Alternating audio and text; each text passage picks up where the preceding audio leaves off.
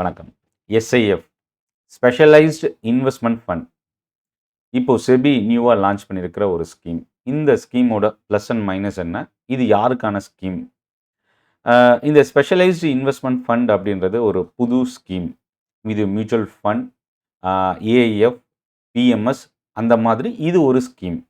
இப்போ mutual fund already investment long term or short டேர்முக்கு டெட்ல இன்வெஸ்ட் பண்ணுறதுக்கு, ஈக்விட்டியில் இன்வெஸ்ட் பண்ணுறதுக்கு, ஆர்இஐடி ரியல் எஸ்டேட்டில் இன்வெஸ்ட் பண்ணுறதுக்கு, கமாடிட்டியில் இன்வெஸ்ட் பண்ணுறதுக்கு நம்ம மியூச்சுவல் ஃபண்ட்ஸ் யூஸ் பண்ணுறோம். அப்புறம் எதுக்கு இதை எடுத்துகிட்டு வந்திருக்கிறாங்க? மியூச்சுவல் ஃபண்டில் இல்லாத ஃபீச்சர்ஸ் இதில் என்ன இருக்குது? முதல் விஷயம் என்னென்னா, ₹100 மியூச்சுவல் ஃபண்ட் வந்து நம்ம இன்வெஸ்ட் பண்ண முடியும். ஸோ ஸ்மால் இன்வெஸ்டார்லேருந்து மியூச்சுவல் ஃபண்ட் ஸ்டார்ட் பண்ணலாம். ஆனால் மியூச்சுவல் ஃபண்டை தவிர்த்து வேறு இன்வெஸ்ட்மெண்ட் ஏஐஎஃப்ஓ, பிஎம்எஸோ வந்து ரீட்டைல் இல்லை ஸ்மால் இன்வெஸ்டாரால் பண்ண முடியாது. மினிமம் 50 லேக்ஸ்க்கு மேலே தான் டிக் சைஸு, அவ்வளோ இருந்தால் தான் நம்மளால் பண்ண முடியும். ஸோ அப்போ என்னென்னா, இந்த 50 லட்சம் மினிமம் இன்வெஸ்ட்மெண்ட் மியூச்சுவல் ஃபண்ட், இது ரெண்டுத்துக்கும் பிட்வீனில் ஒரு பிரிட்ஜ் கேப் தான் இந்த எஸ்ஐஎஃப் அப்படின்னு சொல்லும். System specialised investment fund. இந்த ஸ்கீம் ஃபஸ்ட்டு என்ன அப்படின்னா, ஈக்விட்டி, டெட், ஹைப்ரிட், டெரிவேட்டிவ் இது எல்லாத்துலேயுமே இன்வெஸ்ட் பண்ணக்கூடிய ஒரு ஸ்கீம். இது வந்து செபியோட ரெகுலேஷன்ஸ் கீழே வருது. இதில் வந்து 10 லட்ச ரூபா ஒரு பேனுக்கு டிக் சைஸு. இதில் வந்து பார்த்திங்கன்னா, இதில் செக்யூரிட்டிஸு, டெரிவேட்டிவ், ஆர்இஐடி, ஐஎன்விஐடி இது எல்லாமே இன்க்ளூட் ஆகிருக்கும். இது ரிஸ்க் லெவலை பொறுத்த வரைக்கும் இது ஒரு மாட்ரேட் ரிஸ்க். லிவரேஜை பொறுத்து டெரிவேட்டிவ் இதில் பார்த்திங்கன்னா, இன்னொரு அட்வான்டேஜ் மியூச்சுவல் ஃபண்டில் இல்லாத ஒரு ஃபீச்சர் என்ன இருக்குன்னா, 25% டெரிவேட்டிவ் வந்து அலோகேஷன் ப்ரொவிஷன் இருக்குது. ரெண்டாவது ஷார்ட்டிங் 25% ஷார்ட்டிங் ஆப்ஷன்ஸ் இருக்குது. ஸோ அது ஒரு பெரிய ப்ளஸ்ஸாக பார்க்கலாம்.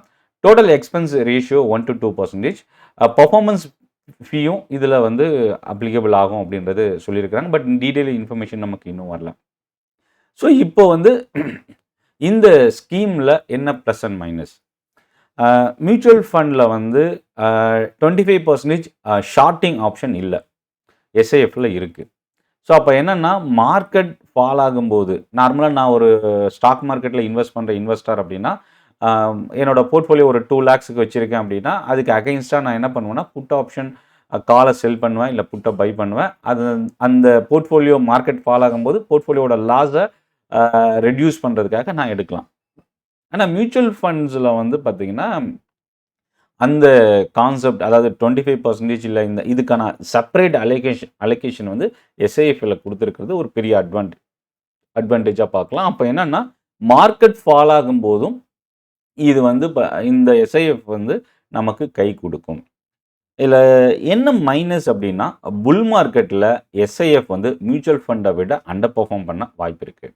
ஏன் அப்படின்னா, 25% ஷார்ட்டிங் ஆப்ஷன் இருக்கிறதுனால எஸ்ஐஎஃப் வந்து பார்த்திங்கன்னா, நம்ம புல் மார்க்கெட் இன்க்ரீஸ் ஆகும்போது மேபி இது ஹெட்ஜ் பண்ணுறதுக்கோ இல்லை அதுக்கான காஸ்ட்டோ நமக்கு லாஸ் வரும்போது, புல் மார்க்கெட்டில் நார்மலாக எல்லா இன்வெஸ்ட்மெண்ட்டுமே ரெக்கவர் ஆக ஆரம்பிக்கும், அப்ரிஷியேட் ஆக ஆரம்பிக்கும். பட் ஆனால் இந்த எஸ்ஐஎஃப்ல 25% ஷார்ட்டிங் இருக்கிறதுனால இது கொஞ்சம் ரிஸ்க் அந்த இடத்துல.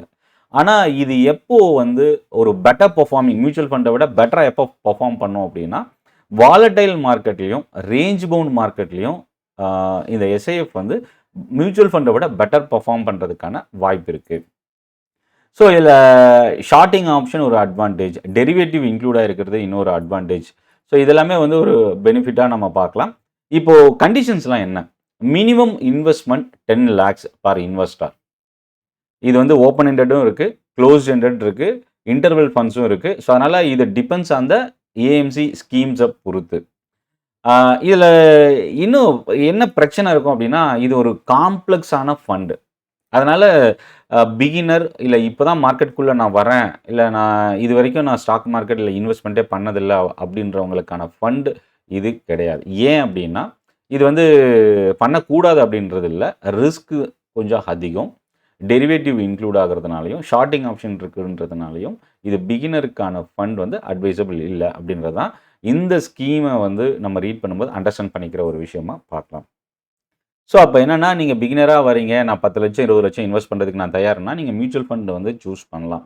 பட் நல்லா மார்க்கெட்டை லேர்ன் பண்ணிக்கிட்டேன், எனக்கு வந்து ஒரு எக்ஸ்பீரியன்ஸ் இருக்குது, மார்க்கெட்டில் ரிஸ்க் ரிவார்ட் ரேஷியோ பற்றி நான் டீட்டெயிலாக எனக்கு தெரியும் அப்படின்னா, அப்போ வந்து இந்த எஸ்ஐஎஃப் வந்து நீங்கள் லேர்ன் பண்ணிக்கிட்டு அதில் என்ன ரிஸ்க் அதில் என்ன ரிவார்ட் இருக்குது, என்ன ஃபியூச்சர்ஸ் இருக்குது அப்படின்னு தெரிஞ்சுக்கிட்டு நீங்கள் இன்வெஸ்ட் பண்ணலாம்.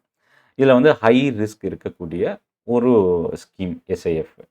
2வது காம்ப்ளெக்ஸ் ஸ்ட்ராட்டஜிஸ். இது வந்து ப்ளஸும் சொல்லலாம், மைனஸும் கூட சொல்லலாம்.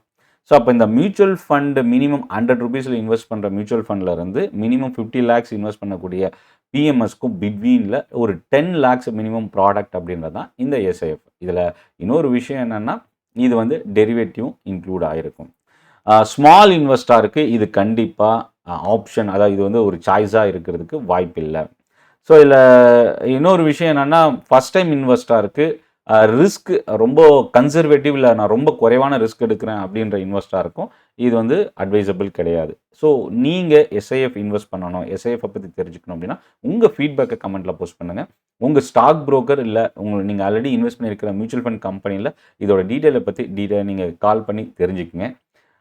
இந்த செஷன் ஒரு லேர்னிங் அண்ட் எஜுகேஷன் பர்பஸ்க்கான ஒரு செஷன். எந்த ஒரு அசட்டோ ஸ்டாக்கோ இன்வெஸ்ட்மெண்ட்டோ நான் இதில் சஜஸ்ட் பண்ணல. உங்கள் ஃபீட்பேக்கை கமெண்ட்டில் நீங்கள் போஸ்ட் பண்ணுங்கள். Chennai trading academy YouTube channel subscribe பண்ண மறந்துடாதீங்க. நன்றி, வணக்கம்.